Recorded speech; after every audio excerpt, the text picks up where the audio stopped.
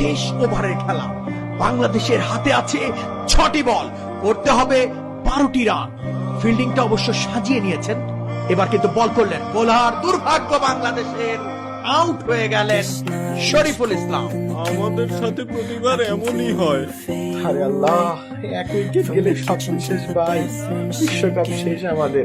তাসকিনকে হয়তো মাহমুদুল্লাহ এটাই বলছেন, এটা বিশ্বকাপ না, দেশের জন্য বিশ্বযুদ্ধ। 16 কোটি মানুষ দেখছে আমাদের, জিততে হবে দেশের জন্য। বলতে না বলতেই তাসকিন কিন্তু প্রথম বলে ডিপ পয়েন্ট দিয়ে সজোরে হাঁকালেন, বল চলে যাচ্ছে সীমানার দিকে এবং চার। একই করলেন তাসকিন, আবারও গর্জে উঠেছে বাংলাদেশ, গর্জে উঠেছে গ্যালারি। বাংলাদেশের 4 বলে প্রয়োজন 8 রান। পারবে কি বাংলাদেশ?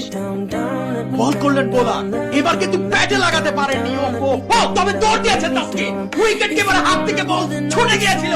যতক্ষণে বল ছুড়ে মারলেন উইকেট কিপার, তার আগেই কিন্তু ঝাঁপিয়ে পড়ে মাহমুদুল্লাহ রিয়াদ সম্পূর্ণ শরীরটাকে নিংড়ে দিয়ে ঝাঁপিয়ে পড়লেন।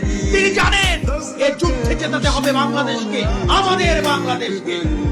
এবার কিন্তু দেখতে পাচ্ছি মেন্টর মাশরাফিকে, সাথে শাকিব, তামিম সবাই কিন্তু বাউন্ডারি কাছে এসে করতালি দিয়ে উৎসাহিত করছে।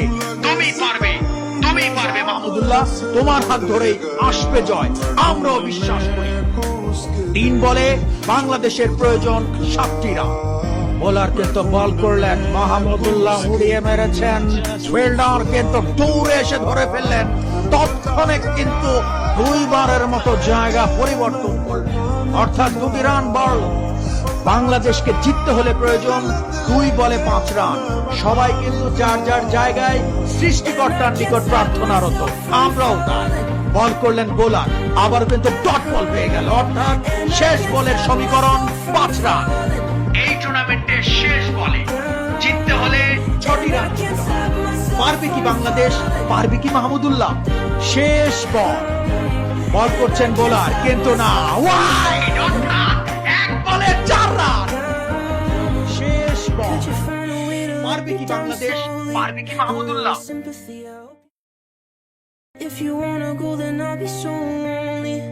If you're leaving, baby, let me down slowly.